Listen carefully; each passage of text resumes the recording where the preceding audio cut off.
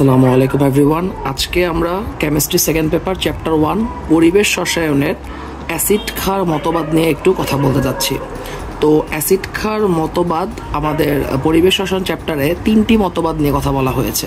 একটা হচ্ছে ব্রনস্টেড লাউরি মতবাদ বা প্রোটনিক মতবাদ, একটা হচ্ছে লুইস মতবাদ, আর একটা হচ্ছে আরহেনিয়াস মতবাদ। তো আমরা মূলত আজকে প্রথমে ব্রনস্টেড লাউরি মতবাদ নিয়ে কথা বলতে যাচ্ছি। তো এই ব্রনস্টেড লাউরি মতবাদটাতে অ্যাসিড আর ক্ষারকের সংজ্ঞা কিভাবে দেওয়া হয়েছে সেটা নিয়ে প্রথমে আলোচনা করতে যাচ্ছি। তো প্রথমত আমাকে জানতে হবে যে ব্রনস্টেড লাউরি মতবাদে অ্যাসিডের সংজ্ঞা কি। এই মতবাদ অনুযায়ী অ্যাসিডের সংজ্ঞা হচ্ছে যে প্রোটন দান করে তাকেই অ্যাসিড বলা হয়। যে কি দান করে? প্রোটন দান করে তাকে অ্যাসিড বলা হয়। কিন্তু এখানে একটু টুইস্ট আছে। এখানে প্রোটন বলতে নিউক্লিয়াসে সাথে যে প্রোটন সেই প্রোটনের কথা বলা হয় নাই। এখানে প্রোটন বলতে অ্যাকচুয়ালি বোঝানো হয়েছে হাইড্রোজেন আয়নকে। সাধারণত হাইড্রোজেন আয়নে শুধুমাত্র একটাই প্রোটন থাকে, যেহেতু প্লাস চার্জ, তার মানে একটা ইলেকট্রন সে ত্যাগ করে দিয়েছে অলরেডি, তাই হাইড্রোজেন আয়নকেই এই মতবাদ অনুযায়ী প্রোটন বলা হয়। তো যে প্রোটন দান বা আরও মেইন কথা যদি বলি হাইড্রোজেন আয়ন দান করে তাকে বলা হয় এই মতবাদ অনুসারে অ্যাসিড।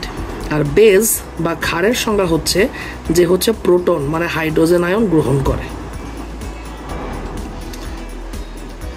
আচ্ছা, তো এই মতবাদের উপর ভিত্তি করেই আমাদের একটা গুরুত্বপূর্ণ টপিক পরীক্ষায় আসে, সেটা হচ্ছে অনুবন্ধী অ্যাসিড ক্ষার। তো আমরা একসাথে এই ব্রনস্টেড লাউরি মতবাদে অ্যাসিড ক্ষারের উদাহরণ আর অনুবন্ধী অ্যাসিড ক্ষার নিয়ে কথা বলবো। সেই জন্য আমাদের দরকার একটা উদাহরণ। যেমন একটা বিক্রিয়া আমরা কনসিডার করতেছি, প্রথমে HCl প্লাস হচ্ছে NH3, ক্লোরাইড আয়ন প্লাস হচ্ছে NH4 প্লাস। আচ্ছা, তো এখন আমি দেখবো যে বিক্রিয়ার আগে এটা ছিল HCl আর বিক্রিয়ার পরে ওর চেহারা হয়ে গেছে ক্লোরাইড।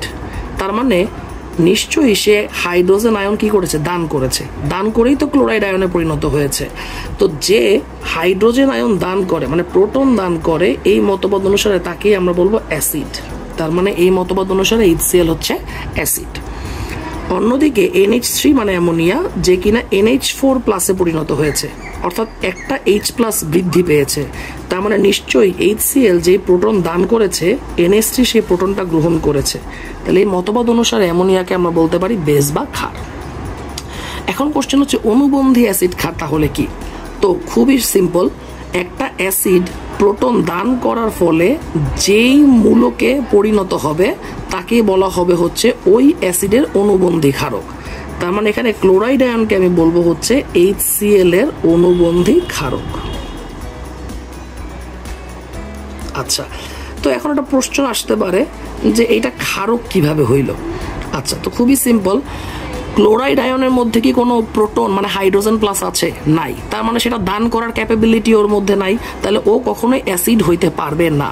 কিন্তু ও যেহেতু নেগেটিভ চার্জ, তার মানে অবশ্যই একটা H প্লাস মানে পজিটিভ চার্জকে ও গ্রহণ করার ক্ষমতা রাখে। আর যে প্রোটন গ্রহণ করে সেই তো এই মতবাদ অনুসারে ক্ষার। তাই এই ক্লোরাইড আয়নটা একটা ক্ষার হয়ে গেল, আর একে বলা হবে এই অ্যাসিডের অনুবন্ধী ক্ষারক। একইভাবে একটা ক্ষারক প্রোটন গ্রহণ করার ফলে যে জিনিসটাতে পরিণত হবে তাকে বলা হবে ওই ক্ষারকের অনুবন্ধী অ্যাসিড। অর্থাৎ এখানে অ্যামোনিয়াম আয়নকে বলা হবে NH3 এর অনুবন্ধী অ্যাসিড। আবারও সেম কোশ্চেন, ও অ্যাসিড কিভাবে হইল? তো খুবই সিম্পল।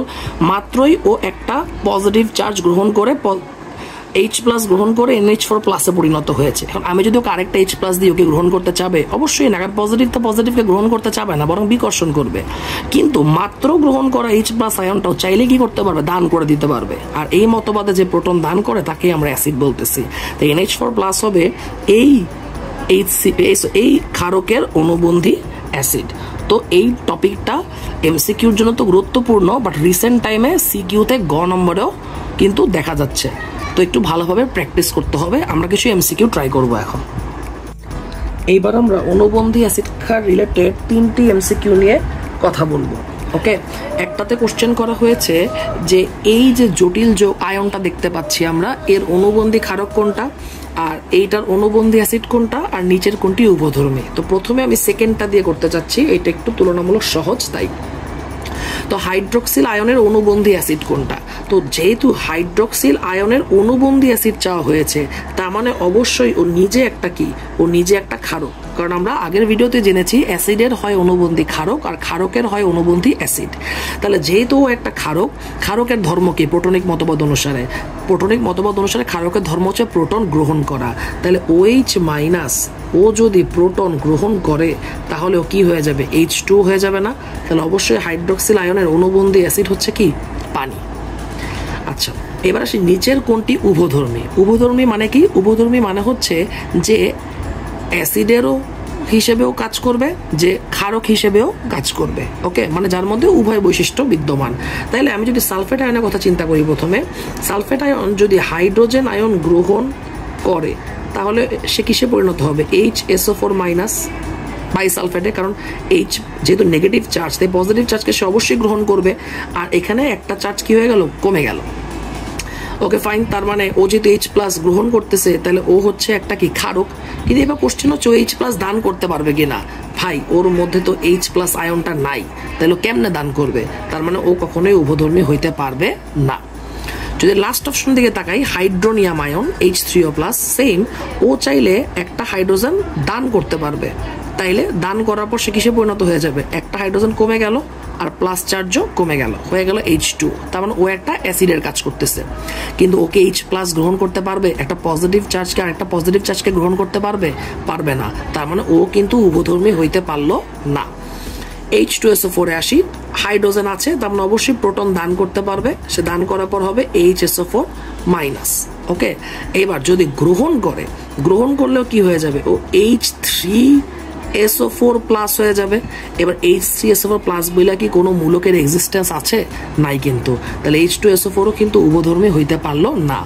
এবার আসি HSO4 মাইনাস, ওর কাছে হাইড্রোজেন আছে, ও যদি এটাকে দান করে দেয় তাহলে আমরা পাবো সালফেট আয়ন SO4 মাইনাস।